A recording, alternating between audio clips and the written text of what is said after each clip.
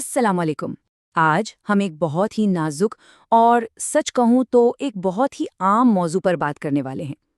ایک ایسی صورتحال جو لگ بھگ ہر دوسرے گھر میں ایک بڑی کشمکش بن جاتی ہے، جب ایک مرد خود کو اپنی ماں اور اپنی پتنی کے بیچ میں پھنسا ہوا پاتا ہے۔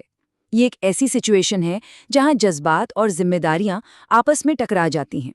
تو سوال پھر وہیں آ کر کھڑا ہو جاتا ہے، جب ماں اور پتنی کے بیچ کوئی مسئلہ ہو جائے اور ایسا لگے کہ کسی ایک کا تو ساتھ دینا ہی پڑے گا، تو آخر کیا کرنا چاہیے؟ کس کا حق پہلے آتا ہے؟ یہ سوال سننے میں جتنا سیدھا ہے نا، اس کا جواب اتنا ہی پیچیدہ ہے، کیونکہ یہ جذبات، فرض اور ایمان سے جڑا ہوا ہے۔ چلیے اس مشکل مسئلے میں اور گہرے جانے سے پہلے ایک مزیدار بات بتاتا ہوں۔ جب یہ سوال پوچھا گیا تو ایک جواب آیا، چھٹی لے کے باہر چل۔ سننے میں تو یہ مذاق لگتا ہے نا، لیکن اصل میں یہ اس زبردست تناؤ اور پریشر کو دکھاتا ہے جو ایسی صورتحال میں کوئی بھی محسوس کرتا ہے۔ کبھی کبھی تو سچ میں لگتا ہے کہ یار ان سب سے دور بھاگ جانا ہی سب سے آسان راستہ ہے۔ اچھا، تو آئیے اس کشمکش کو ذرا ٹھیک سے سمجھنے کی کوشش کرتے ہیں۔ دیکھیے، یہ سمجھنا بہت ضروری ہے کہ اسلام میں اس مسئلے کو دو لوگوں کے بیچ چننے کی طرح نہیں دیکھا جاتا، نہیں، بلکہ یہ ہمارے اپنے اصولوں اور ہمارے ایمان کا ایک امتحان ہے۔ اور یہی اس پوری گفتگو کا سب سے اہم نقطہ ہے۔ اصل مسئلہ ماں اور بیوی میں سے کسی ایک کو چننا ہے ہی نہیں۔ اصل آزمائش تو یہ ہے کہ کیا کوئی بھی انسان اس طوفان کے بیچ میں بھی انصاف اور سچائی کے اصولوں پر مضبوطی سے قائم رہ سکتا ہے؟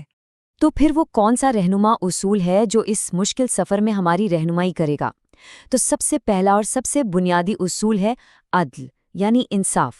کسی بھی حالت میں، کسی بھی قیمت پر انصاف کے ساتھ کھڑے رہنا ہی اسلامی تعلیمات کی اصل بنیاد ہے۔ تو سوال یہ ہے کہ اس اصول پر عمل کیسے کیا جائے؟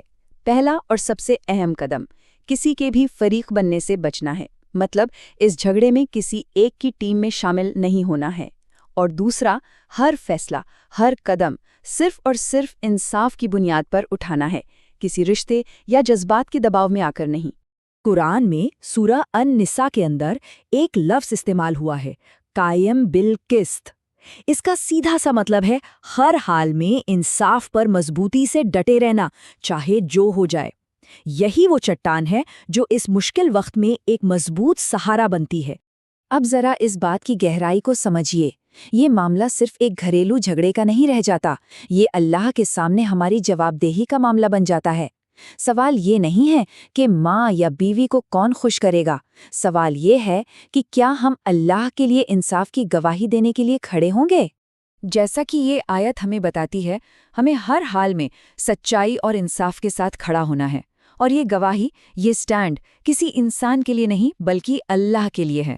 یہ ایک بہت بڑی امانت ہے جسے ہم ہلکے میں نہیں لے سکتے۔ اور ذرا سوچئے، یہ گواہی دینا کتنا مشکل ہو سکتا ہے۔ ہمیں سچ کہنا پڑے گا، بھلے ہی وہ سچ ہمارے اپنے خلاف جا رہا ہو، ہمارے اپنے ماں باپ کے خلاف ہو، یا پھر ہمارے ہی خاندان کے کسی اور قریبی کے خلاف ہی کیوں نہ ہو۔ لیکن ایک سوال اب بھی باقی ہے۔ اگر ساری کوششوں کے باوجود وہ پل آ ہی جائے جب کسی ایک کے ساتھ کھڑا ہونا ہی پڑے، جب فیصلہ کرنا ضروری ہو جائے، تب کیا کیا جائے گا؟ یہ وہ لمحہ ہوتا ہے جہاں دل اور دماغ کے بیچ اصلی جنگ ہوتی ہے۔ ایک طرف ماں سے محبت، ان کا احترام، ان کا حق، اور دوسری طرف بیوی کے حقوق، اس کی حفاظت کی ذمہ داری۔ یہ ایک بہت ہی زبردست کشمکش ہے۔ تو اس کا آخری اور بالکل صاف جواب یہ ہے، اگر کھڑا ہونا ہی پڑے تو نہ بیوی کے ساتھ نہ ماں کے ساتھ، بلکہ ہمیشہ سچائی کے ساتھ کھڑے ہوں۔ جس کا موقف حق پر ہے اس کا ساتھ دیں، چاہے وہ کوئی بھی ہو۔ میں پھر سے کہتا ہوں، ہمیشہ سچائی کے ساتھ کھڑے ہوں۔ لیکن یہاں ایک بہت ضروری بات ہے۔ سچائی کے لیے کھڑے ہونے کا مطلب بدتمیزی یا بے ادبی کرنا نہیں ہوتا۔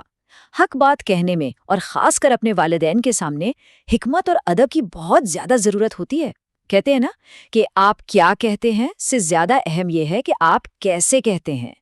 تو آخر میں ایک سوال جو ہم سب کو خود سے پوچھنا چاہیے، جب گواہی اپنے ہی ماں باپ کے خلاف یا اپنی ہی ذات کے خلاف دینی پڑ جائے، تو اس وقت انصاف اور سچائی کے اصولوں پر ٹکے رہنا کتنا بڑا اور مشکل امتحان ہے؟ یہ ایک ایسا سوال ہے جس کا جواب ہم سب کو اپنے اندر ہی تلاشنا ہوگا۔